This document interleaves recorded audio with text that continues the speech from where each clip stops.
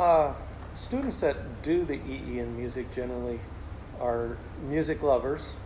They perform often, or either as singers or instrumentalists, and they have just a real interest in learning more in depth about. Usually, it's a particular genre of music or a particular piece, or maybe a composer that they're interested in. Want to learn about that? Well, there are actually quite a few.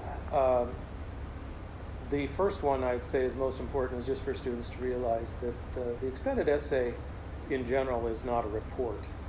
And often the students that want to study music would like to look at the music from a historical perspective, or maybe something about how this new music has impacted society, or maybe something about a composer's life, comparing composers, something like that. And those, of course, are all out of the range of what we're looking for in an extended essay in music. The extended essay in music is going to be largely based on musical analysis. Analysis based on real music, involving recordings and listening to recordings and looking at musical scores. And from that, developing reasoned arguments to answer a research question. Well, the first question is, how much of a background do I need to do a music essay? And I think that's really important.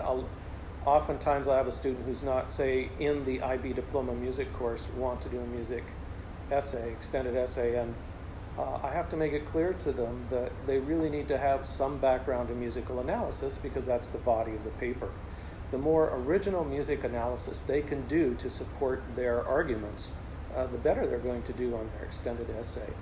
So if they don't have but don't have any background in musical analysis, that will usually cause students to go to a different direction.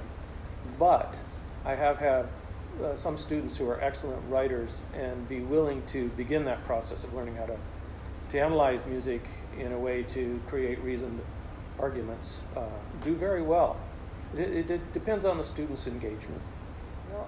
I think in music essays, you're almost always, as far as I can remember, every essay I've ever dealt with has had to include images embedded in the body of the paper. And one thing that's really important is to learn how to do that in a very clear and precise manner. They need to be cited as well, but also annotations within the images, so that if I'm looking at that image, I've just read about whatever your argument is, the image itself is annotated in such a way that it points out your arguments, and I don't have to try and figure that out for myself when I'm looking at the image. That's one.